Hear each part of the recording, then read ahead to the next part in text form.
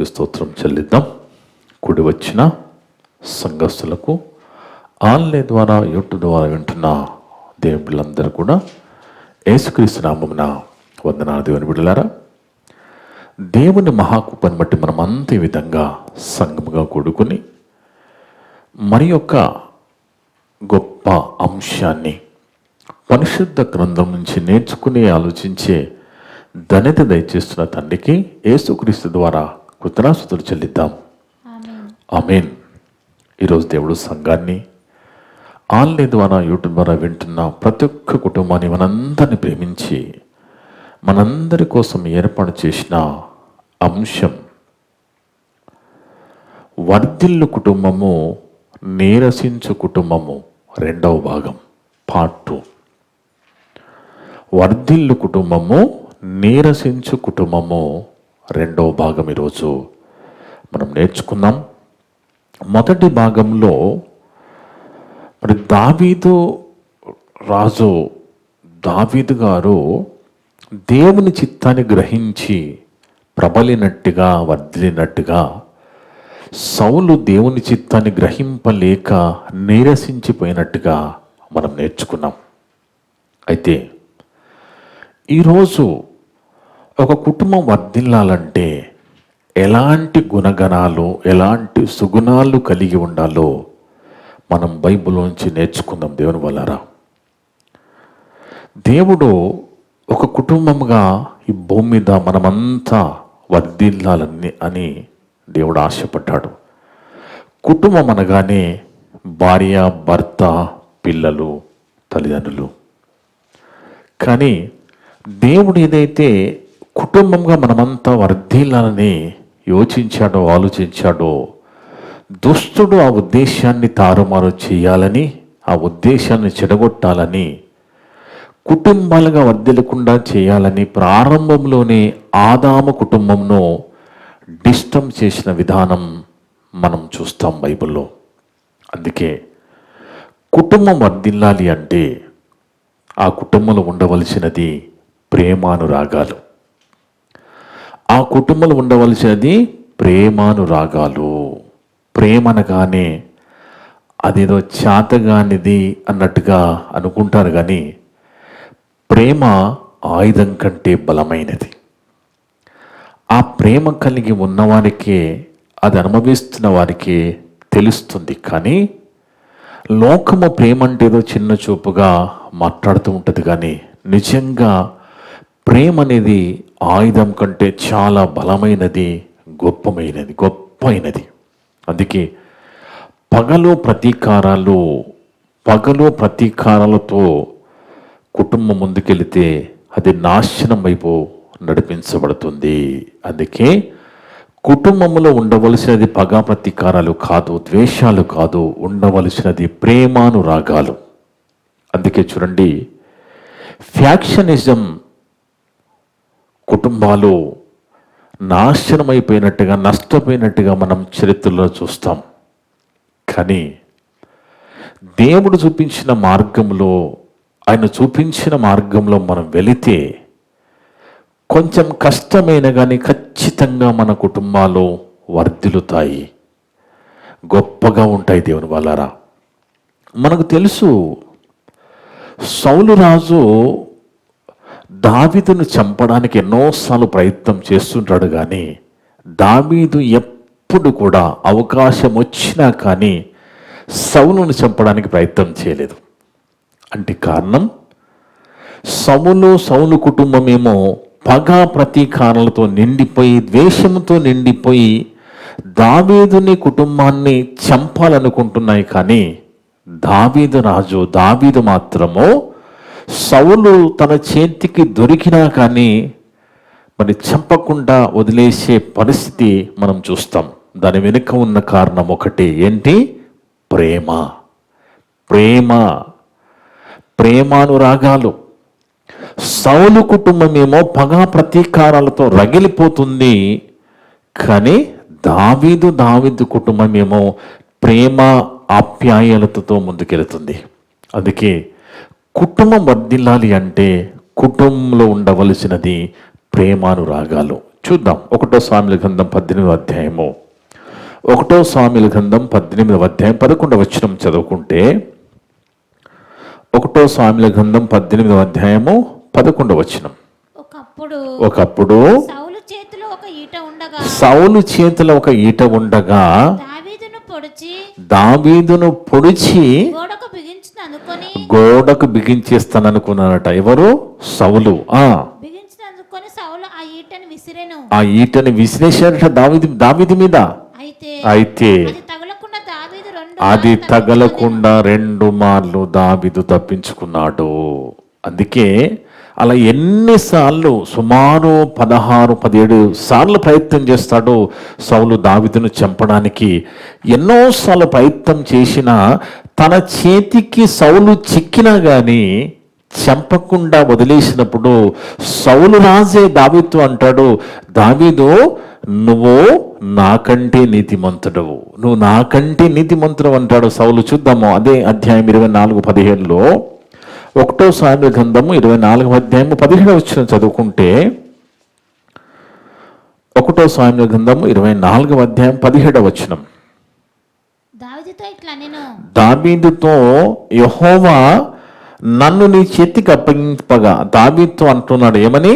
సౌలు అంటున్నాడు దావీదుతో, యెహోవా నన్ను నీ చేతికి అప్పగింపగా నన్ను చంపక విడిచినందుకు ఈ దినమున నీవు నా అపకారమునకు ఉపకారము చేసిన వాడవై నా ఎడల నీకున్న ఉపకార బుద్ధిని వెల్లడి చేసితివి గనుక నీవు నాకంటే నీతిపరుడవు, నువ్వు నాకంటే నీతిపరుడవు. చూడండి దేవుని వల్లరా, దావీదు దేవుని చిత్తాన్ని గ్రహించాడు, తెలుసుకున్నాడు, మరి ప్రేమానురాగాలు కలిగి జీవిస్తూ ఉన్నాడు, అంతకంతగా వర్ధిల్లుతున్నాడు.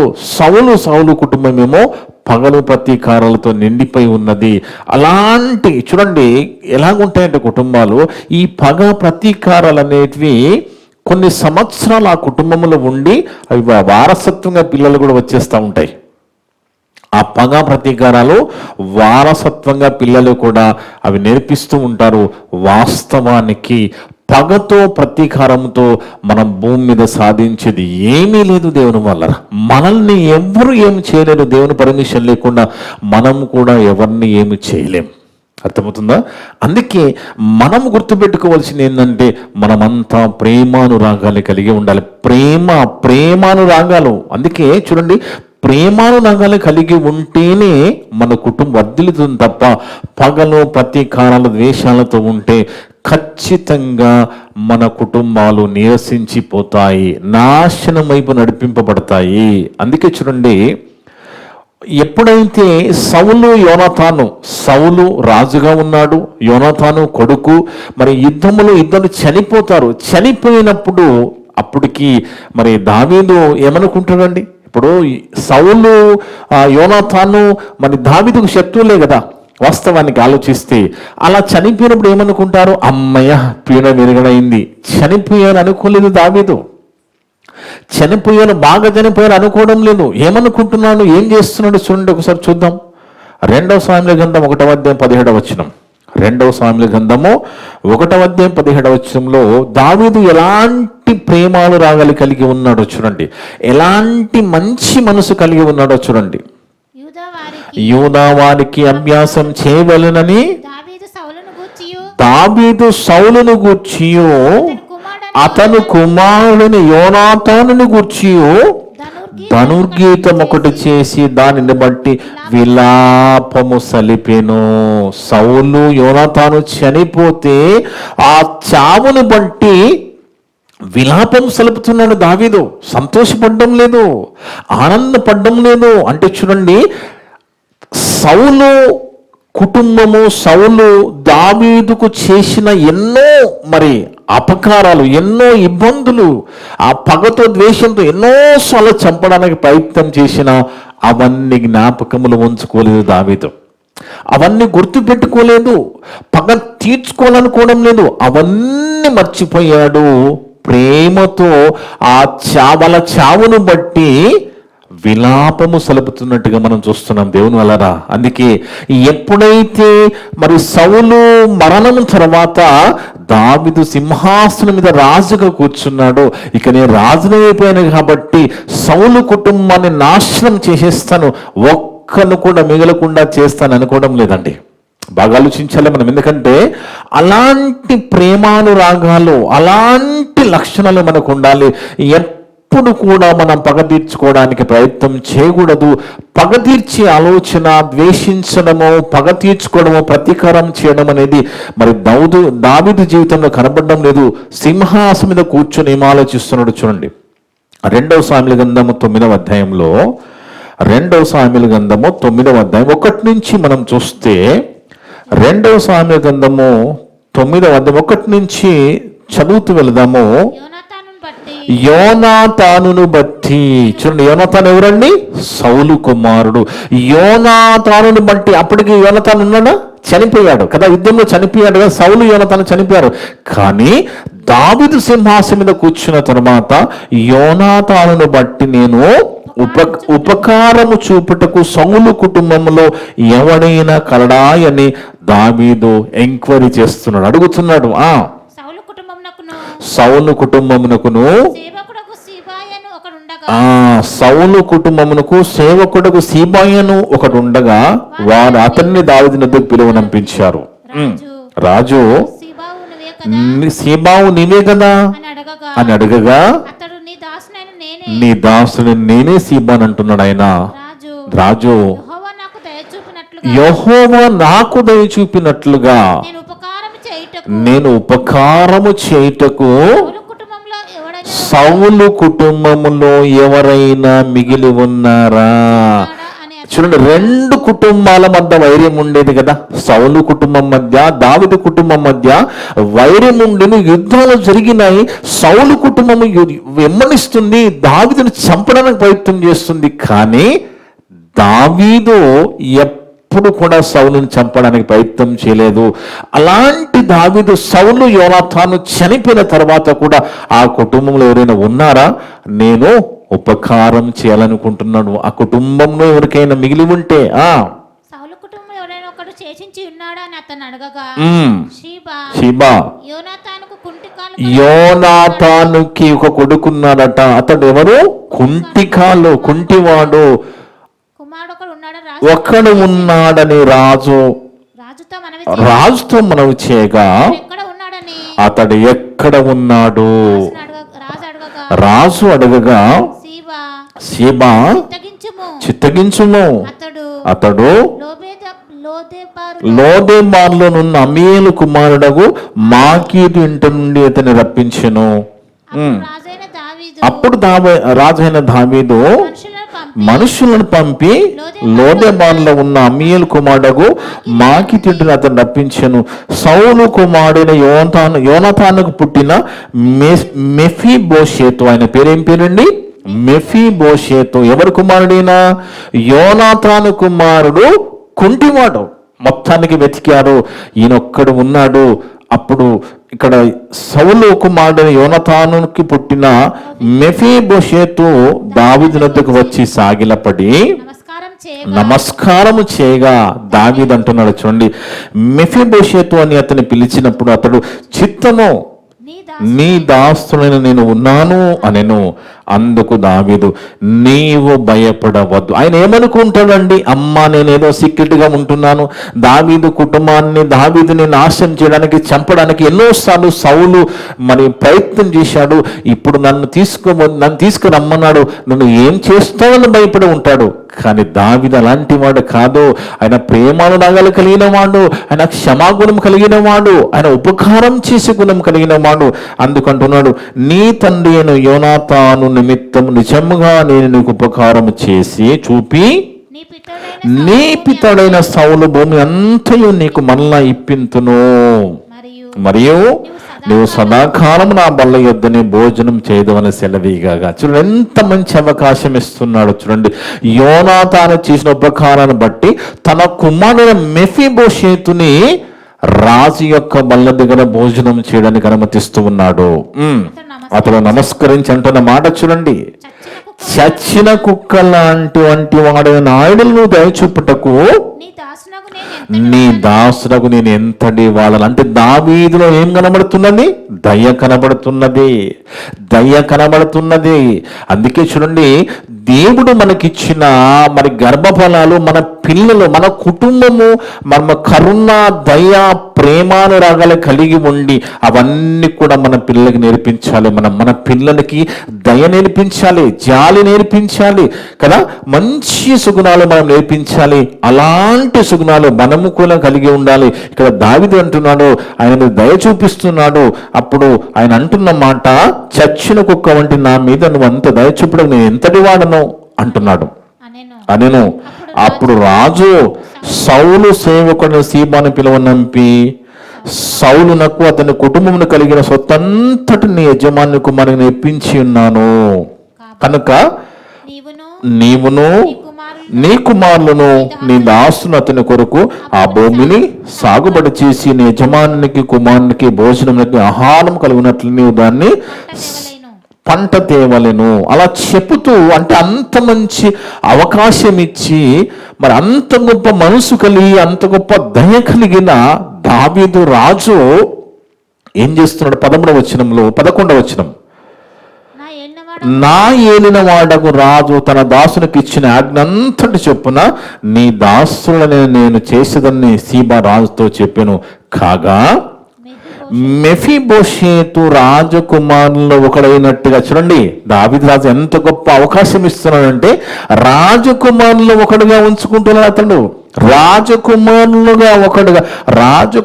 ఒకడైనట్టుగా రాజు బల్ల యొద్దనే భోజనము చేయుచుండెను. 13వ వచనం, మెఫీబోషేతు యెరూషలేములో కాపురముండి సదాకాలము రాజు బల్ల యొద్ద భోజనము చేయుచుండెను. అతని కాళ్ళు రెండును కుంటివి. చూడండి ఎంత గొప్ప మనస్సు దావీదు కలిగి ఉన్నాడు. అంటే దావీదు జీవితంలో మనం గమనిస్తే రాజుగా ఉన్నప్పటికీ పగ ప్రతీకారం తీర్చుకోవడం అనుకోవడం లేదు. దయ చూపిస్తున్నాడు, కనికరం చూపిస్తున్నాడు. మరియు ఉపకారముకి గుర్తు చేసుకుని చేసిన ఉపకారానికి మళ్ళా ఉపకారం చేయాలనుకుంటున్నాడు తప్ప అపకారం చేయడానికి ఇష్టపడడం లేదు. అందుకే దేవుని వల్లారా, ఈ పగను ప్రతీకారాల వల్ల సాధించేది ఏమీ లేదు, రోగాలు తప్ప. ఈ పగలు ప్రతీకారాలు ద్వేషాలతో ఏమొస్తుందండి? రోగాలు వస్తాయి, అనారోగ్య సమస్యలు వస్తాయి తప్ప దాని వలన మనిషి అనేవాడు సాధించేది ఏమీ లేదు. ఆ పగ ప్రతీకారాలతో ఎదుటి వాళ్ళు చావు కోరుకుంటారు.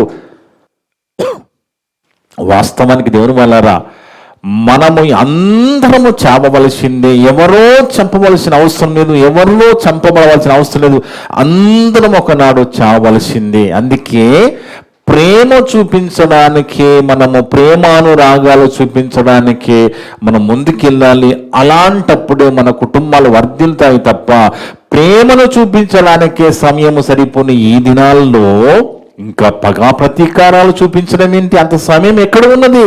అందుకే దేవుని వలన ఒకనాడు మనకు తెలుసు, పగతో ప్రతీకారముతో హామాను అని ఒక ఆయన, ఈ హామాను అని ఒక ఆయన ఏం చేస్తారంటే మొర్దెకై మీద పగబడతాడు. ఎందుకంటే మొర్దెకై అంటే ఎస్తేరు రాజగృహంలో ఉన్నప్పుడు ఈ మొర్దెకై నమస్కారం చేయలేదని, హామానుకు నమస్కారం చేయలేదని ఈ హామాను పగబట్టి మొర్దెకైని చంపడానికి ప్రయత్నం చేస్తాడు. అంటే అర్థం చేసుకోండి, అంటే నమస్కారం చేయనందుకు పగ ప్రతీకారాలతో నిండిపోయి నాకే నమస్కారం చేయడం, ఇంత మంచి పోస్ట్లో ఉన్నా నేను రాజు దగ్గర, నాకు నమస్కారము చెయ్యనా అని మొర్దెకై మీద మరి పగ పెట్టుకుంటాడు, ద్వేషం పెట్టుకుంటాడు, ఎలాగైనా ఇతని చంపాలనుకుంటాడు.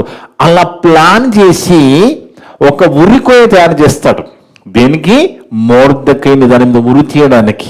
మొర్దెకైని దాని మీద ఉరి తీయడానికి ఏం చేస్తాడంటే హామాన్ అనే వ్యక్తి ఒక ఉరికోయ తయారు చేస్తాడు. కానీ ఏం జరుగుతుందో చూడండి, ఎస్తేరు గ్రంథంలో మనం చూస్తే, ఎస్తేరు గ్రంథం 3వ అధ్యాయం 1 నుంచి 6 వరకు త్వరగా చదవమ్మా.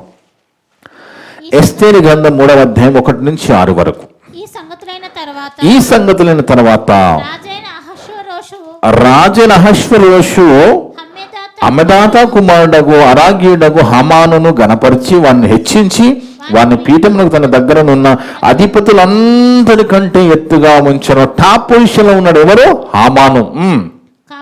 కాబట్టి రాజగుమ్మమునున్న రాజసేవకులందరూ రాజాజ్ఞానుసారముగా మోకాళ్ళుని హామానుకు నమస్కారం చేస్తున్నారట. అందరూ నమస్కారం చేస్తున్నారట.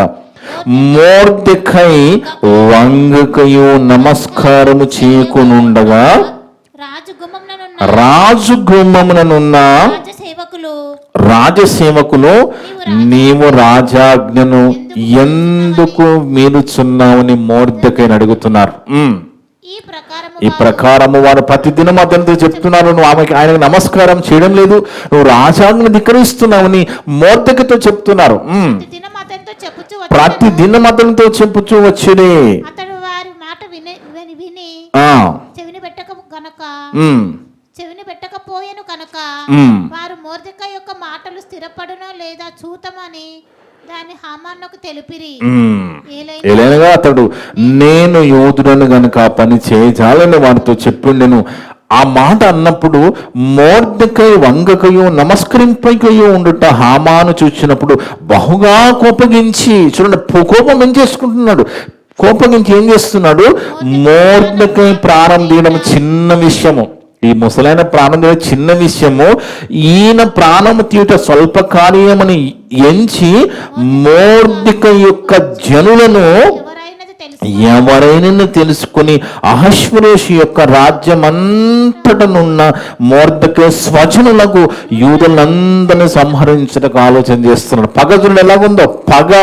ఈయన నమస్కారం చేయలేదు కాబట్టి ఈయనను చంపడం చిన్న విషయం, అసలు వీళ్ళ సొంత జనందరూ లేపేద్దామని కుట్ర చేస్తున్నాడు. మన అలా కుట్ర చేసి మరి అదే ఎస్తేరు గ్రంథం 5వ అధ్యాయం 14వ వచనంలో ఒక ఉరికొయ్య తయారు చేస్తున్నాడు. చూడండి, ఎస్తేరు గ్రంథం 5వ అధ్యాయం 14వ వచనంలో అతని భార్య అయిన జెరషును అతని స్నేహితులందరూ 70 మూరల ఎత్తుగల ఒక ఉరికొయ్య చేయించిన. ఎందుకు ఉరికొయ్య? మొర్దెకై నమస్కారం చేయలేదు కాబట్టి అతన్ని దానికి ఉరేసి చంపాలనేది ఈయన చేస్తున్న కుట్ర, హామాను చేస్తున్న కుట్ర. 70 మూరల ఎత్తుగల ఒక ఉరికొయ్య చేయించుము, దాని మీద మొర్దెకై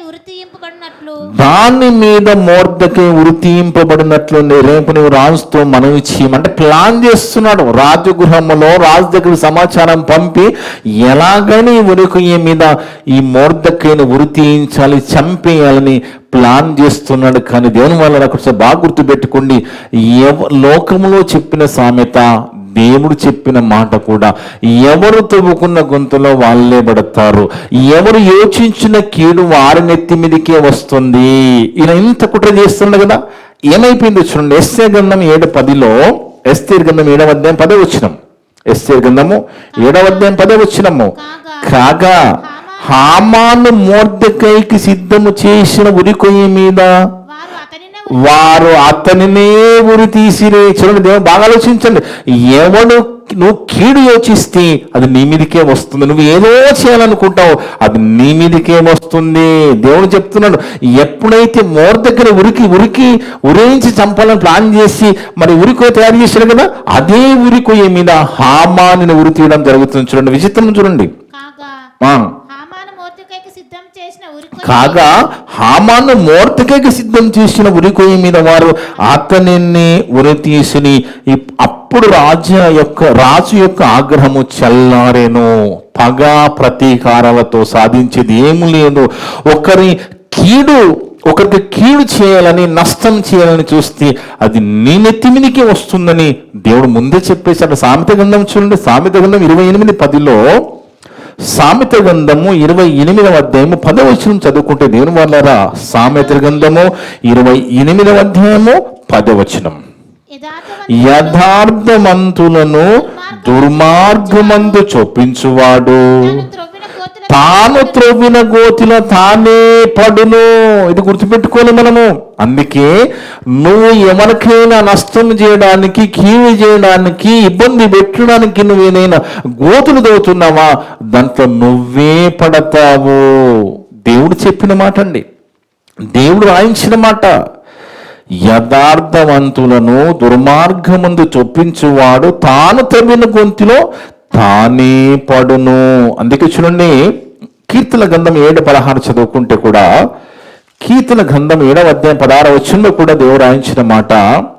కీర్తన గ్రంథము 7వ అధ్యాయము 16వ వచనం. వాడు తలంచిన చేటు వాని నెత్తి మీదికే వచ్చును. లోకంలో కూడా చెప్తాడు ఈ సామెత.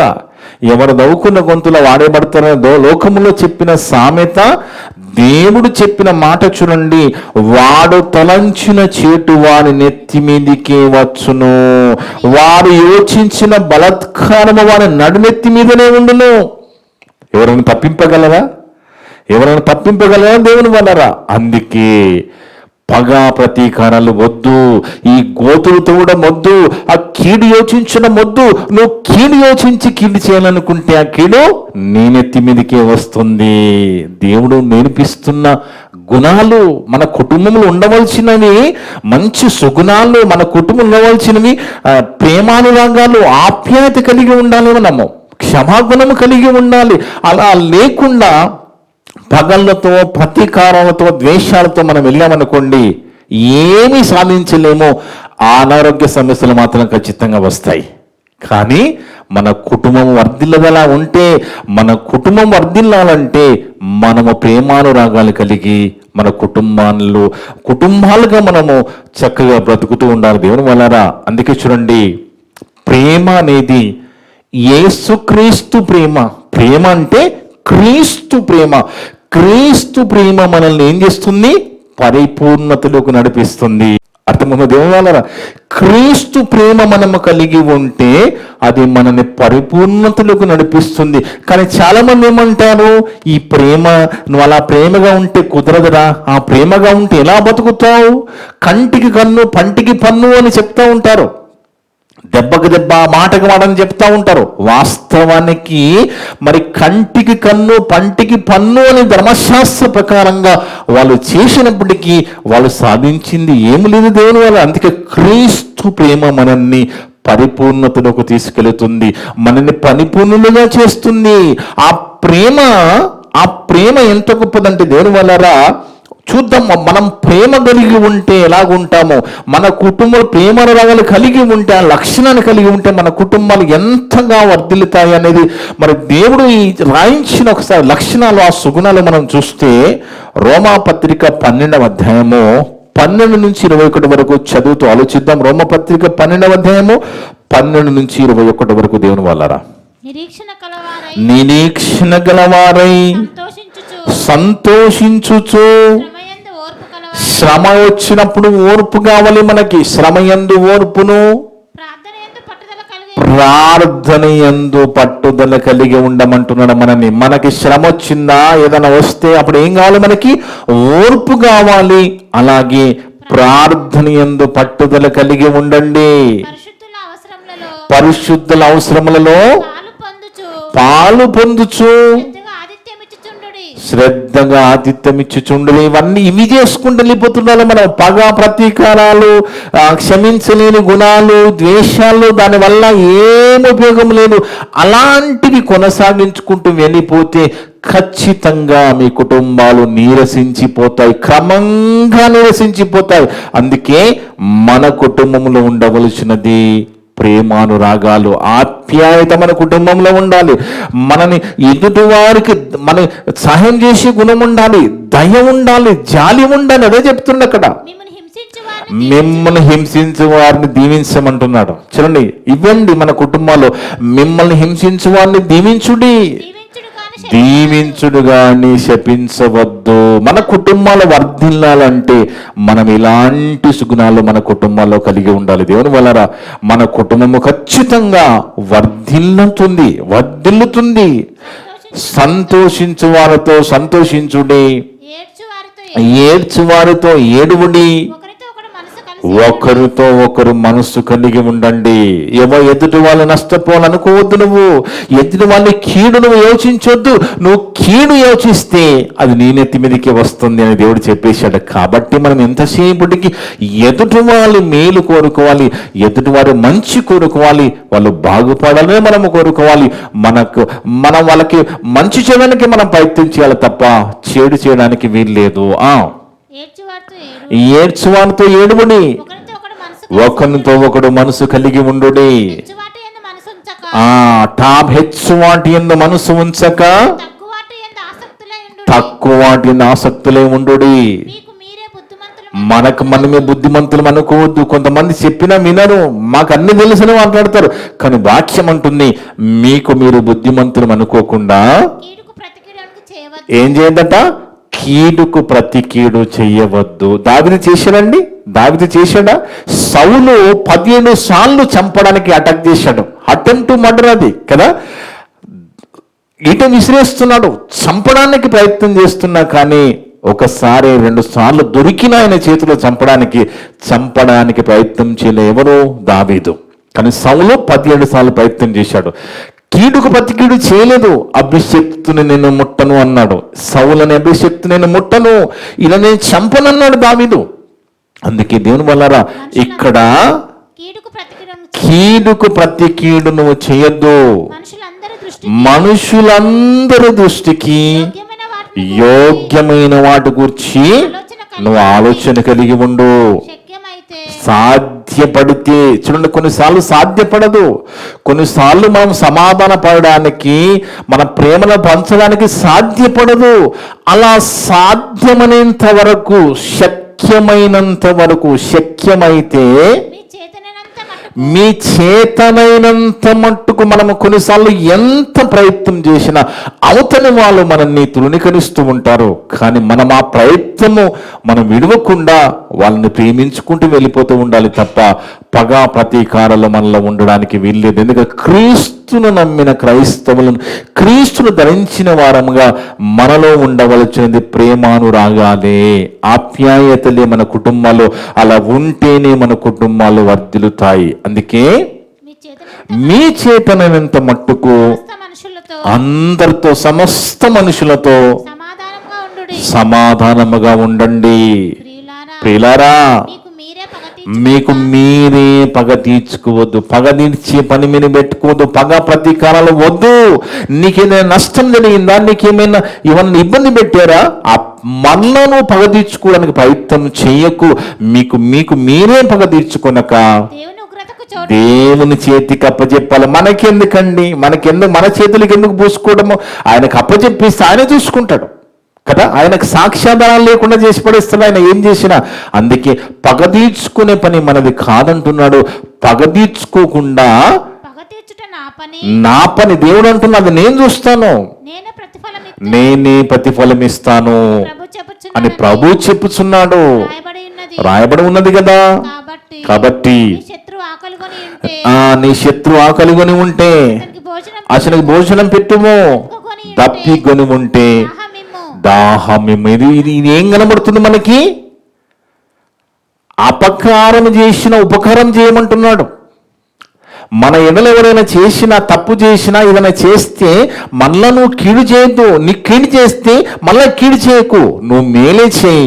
ఆ పగ తీర్చుకునే పని నేను చూసుకుంటాను, అలాంటి వారికి ప్రతిఫలం నేను ఇస్తాను, నువ్వు మాత్రము మేలే చెయ్యి, కీడు చేయకుంటున్నాడు.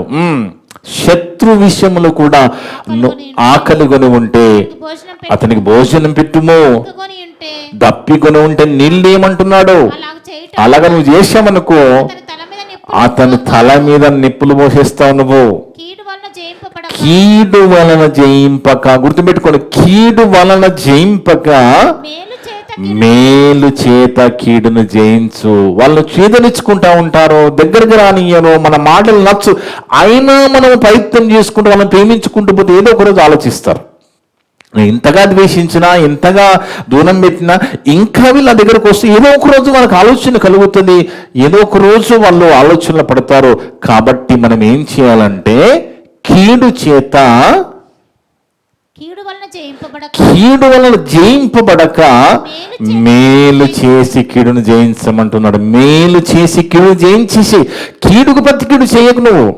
నువ్వు అలా కీడు తలపెడితే నువ్వు యోచించిన కీడు నీ నెత్తి మీదకే వస్తుంది.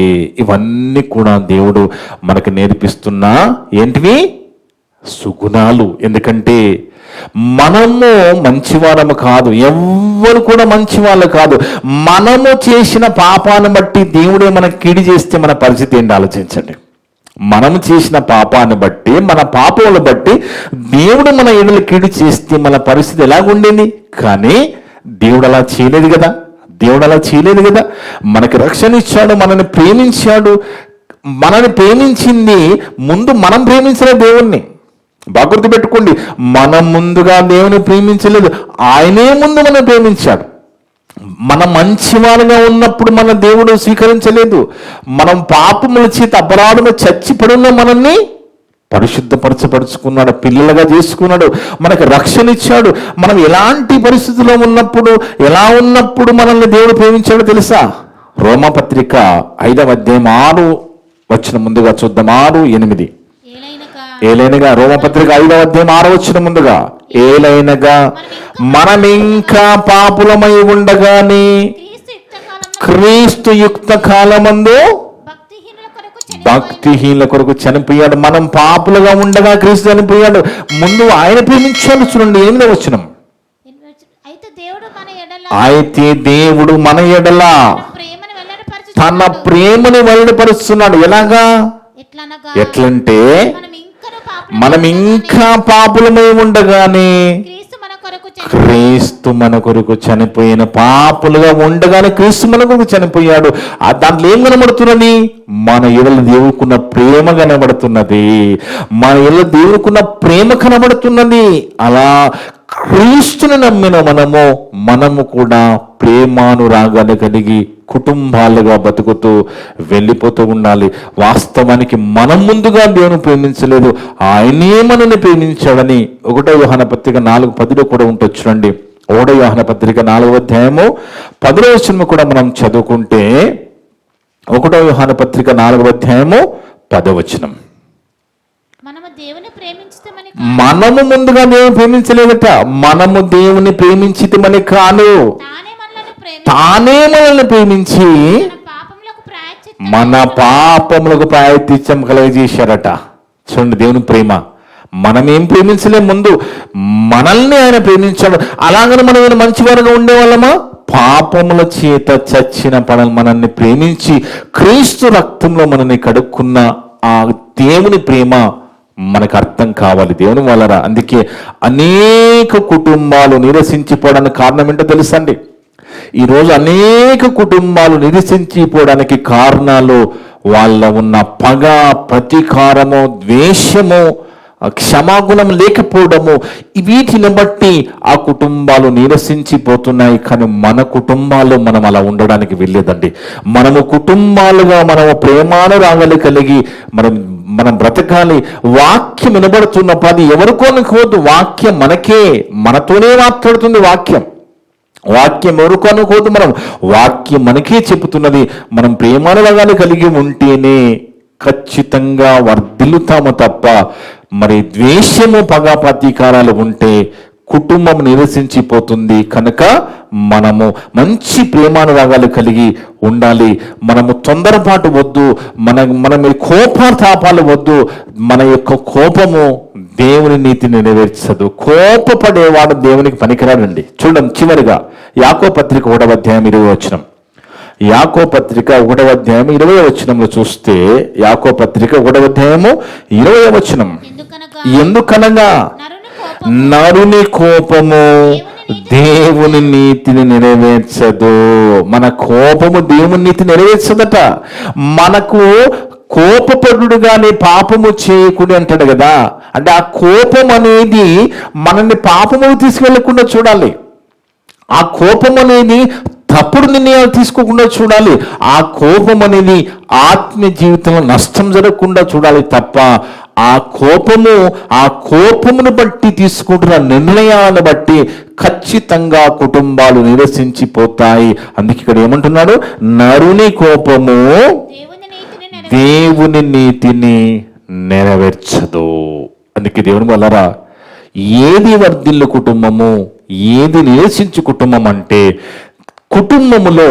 కుటుంబాలుగా భార్య భర్తలుగా పిల్లలుగా మనము ప్రేమానురాగాలు కలిగి దయాజాలి కలిగి మనము జీవించినప్పుడే మన కుటుంబాలు వర్ధిల్లుతాయి. ఇక నిరసించే కుటుంబాలు ఏంటంటే ఎలాగుంటాయంటే, పగ ప్రతీకారాలు ద్వేషాలతో క్షమాగుణము లేకుండా అలా క్రమక్రమంగా నాశనం వైపు వెళ్ళిపోతూ ఉంటాయి, నిరసించబడతాయి, నీరసంలోకి వెళ్ళిపోతాయి, నష్టాల పాలవుతాయి. కానీ ఈ మాటలన్నీ విన్న తర్వాత మనము అలాంటి పరిస్థితులు వెళ్ళకుండా వర్ధిల్లే కుటుంబముగా మనం ఉందాం. అలా ఉండాలంటే మన కుటుంబాల్లో మనలో ఉండవలసినది ఏంటి?